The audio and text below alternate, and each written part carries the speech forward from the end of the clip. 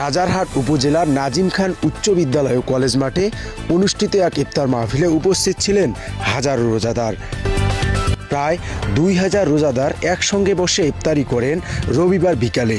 এই মাহফিলটি আয়োজিত হয় নাজিম খান ইউনিয়ন যুবদলের উদ্যোগে, যেখানে দেশমাতা বেগম খালেদা জিয়ার দীর্ঘায়ু, সুস্থতা এবং জিয়া পরিবারের কল্যাণ কামনা করে দোয়া করা হয়।